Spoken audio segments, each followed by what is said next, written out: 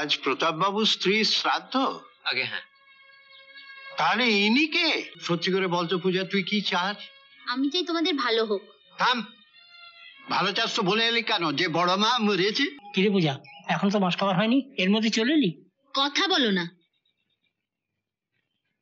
যে বাড়িতে 20 বছর ধরে মাল পাঠাচ্ছ সে বাড়ির তো কোনো খোঁজই রাখো না। কেন, কি হলো বাড়িতে? আর কি হলো, দিন 15 আগে গিন্নিমা হঠাৎ মারা গেল। হ্যাঁ, কি হয়েছিল গিন্নিমার? আর কি হয়েছিল?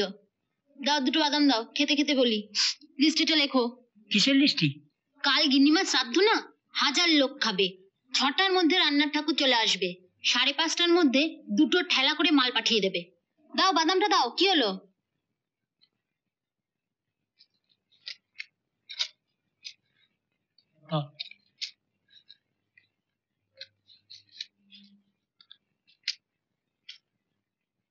নে বল। আতপ চাল 200 কেজি। আতপ চাল 200 কেজি। মুগ ডাল 200 কেজি। মুগ ডাল, আতপ চাল, মুগ ডাল। গিন্নিমার শ্রাদ্ধে কি খিচুড়ি খাবে নাকি? এমনিতে কি আর খিচুড়ি হচ্ছে? গিন্নিমা মারা যাবার আগে 2বার হেঁচকি তুলেছিল। প্রথমবার হেঁচকি তুলে বলল খিচুড়ি, দ্বিতীয়বার হেঁচকি তুলে বলল বেগুন ভাজা। তাই কর্তা বাবা ঠিক করেছে গিন্নিমার আত্মার শান্তির জন্য সবাইকে পেট ভরে খিচুড়ি আর লম্বা লম্বা বেগুন ভাজা খাওয়াবে। সে তো খুব ভালো। খেলার সঙ্গে তো তোমার ছেলে যাবে, ফিরে আসার সময় বলো সে যেন খিচুড়ি আর লম্বা লম্বা বেগুন ভাজা খেয়ে আসে। হ্যাঁ, ছেলে তো কলকাতায় গেছে। তাহলে মাল নিয়ে কে যাবে? আরে আজ থেকে তো একটা নতুন ছেলে কাজে লেগেছে। আরে ঠেলাই পারি, ভ্যান রিক্সায় পারি, তাকে দিয়ে মালটা পাঠিয়ে দেবো। ভোর 5টার মধ্যে পৌঁছতে পারবে তো? 5টা বাজলেই কিন্তু কর্তাবাবু অস্থির হয়ে উঠবে। কি হলো? পা চালাও।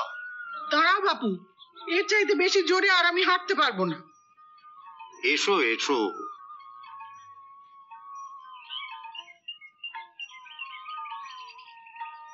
এমনি করলে রোগ সারবে? থামো তো, রোজ ভোরবেলা উঠে হাঁটতে আমার একদম ভাল লাগে না। হ্যাঁ, আরে বাবা, ব্লাড সুগারের রুগী, সকালবেলায় না হাঁটলে সুগার কমবে? মরবো তো, এর থেকে মরাও ভালো।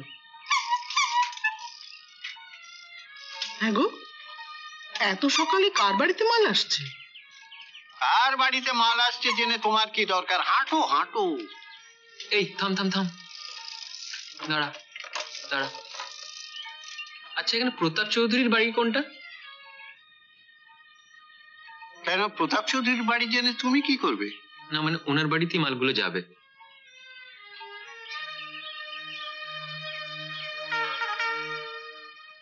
এইসব কিসের মাল? আজ প্রতাপ বাবু স্ত্রীর শ্রাদ্ধ তো, তাই চাল ডাল বেগুন যাচ্ছে। ওনার বাড়িতে খিচুড়ি আর বেগুন ভাজা খাওয়ানো হবে। আজ প্রতাপ বাবুর স্ত্রীর শ্রাদ্ধ? আগে হ্যাঁ।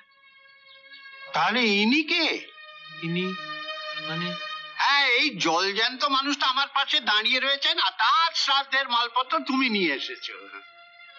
না মানে আপনাদের বাড়ি পূজা বলে মেয়েটি যে কাল বিকেলে গিয়ে বলে এলো। পূজা? চলো তো।